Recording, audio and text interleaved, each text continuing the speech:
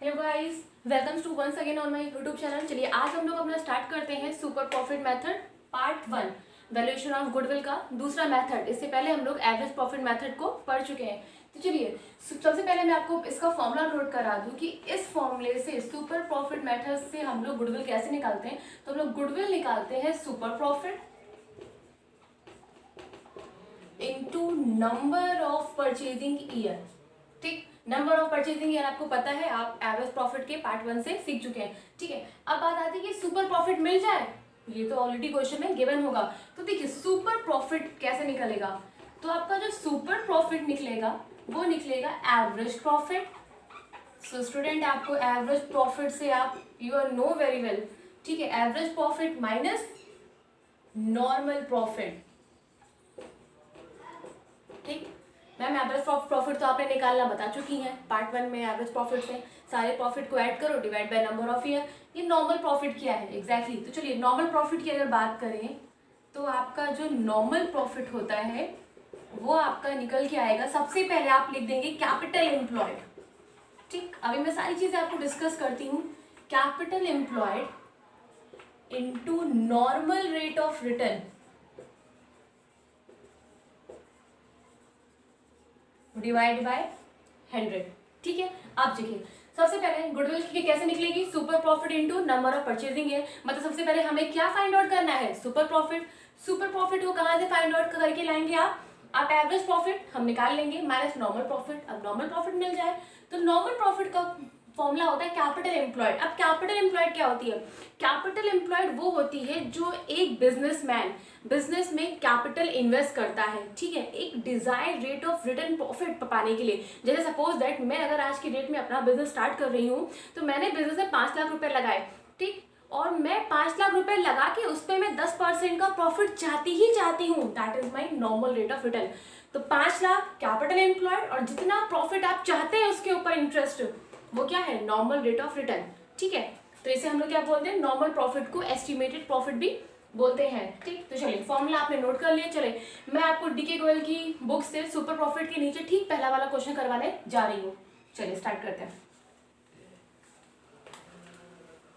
तो सबसे पहले हमें क्या निकालना है, एवरेज प्रॉफिट।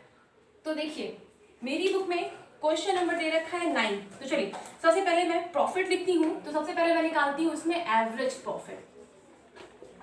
चलिए स्टूडेंट सबसे पहले निकालते हैं एवरेज प्रॉफिट। हमारे पास 4 साल का प्रॉफिट है।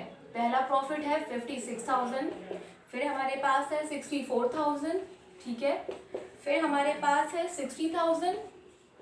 ठीक है, एंड देन है 62,000। तो एवरेज प्रॉफिट की कैसे निकालते हैं, 1 2 3 4, 4 साल का प्रॉफिट है, 4 से डिवाइड कर देते हैं। चलिए निकालते हैं इसे। तो हम लोग निकालते हैं 56,000 plus 64,000 plus 60,000 plus 62,000, it comes to 242। क्या करें मैम, एवरेज प्रॉफिट निकाल दीजिए 4 से डिवाइड करके। तो चलिए निकाल देते हैं। ये आएगा आपका 60,500। तो मिल गया एवरेज प्रॉफिट। अब क्या चाहिए मैम, नॉर्मल प्रॉफिट चाहिए। तो चलिए नॉर्मल प्रॉफिट निकालते हैं।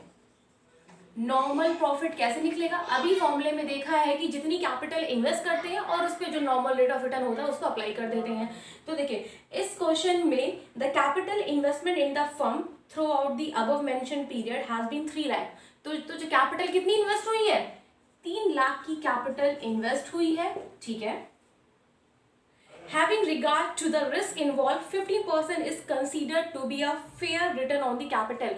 और इस कैपिटल पे वो 15% का इन्वेस्टर चाहता है रिटर्न। तो देखिए अगर 3 लाख रुपए अगर वो बिजनेस में इन्वेस्ट करता है तो 15% के अकॉर्डिंग उसका नॉर्मल प्रॉफिट इतना होना चाहिए। ये नॉर्मल होता है। और एवरेज प्रॉफिट को एक चीज और नाम दीजिएगा, इसे हम लोग एक्चुअल प्रॉफिट भी बोलते हैं। ठीक है, मतलब ये चाहते हैं कितना तो होना चाहिए और हो कितना गया है, इतना तो ज्यादा हो गया ना, इसीलिए हम क्या निकालते हैं, सुपर प्रॉफिट। तो चलिए सुपर प्रॉफिट, अगर मैं सुपर प्रॉफिट निकालूं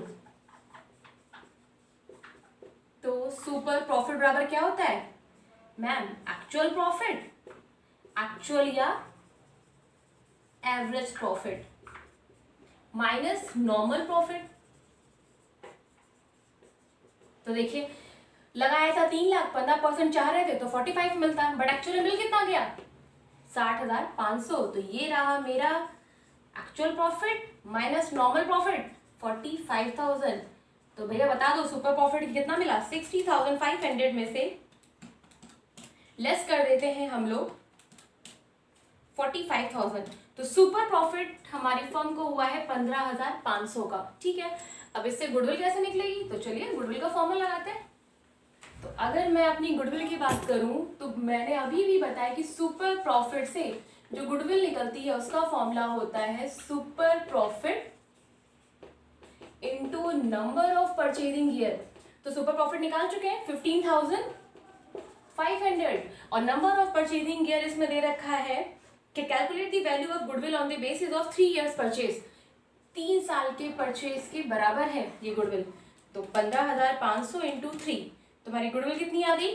46,500। ये पूरे फर्म की गुडविल है। ठीक है स्टूडेंट, तो आई होप कि आपको सुपर प्रॉफिट मेथड में पार्ट 1 समझ में आया होगा। पार्ट 2 में थोड़ा सा अच्छा क्वेश्चन इसका लेते हैं, डीके गोयल की बुक से ही लूंगी। ठीक है, चलिए।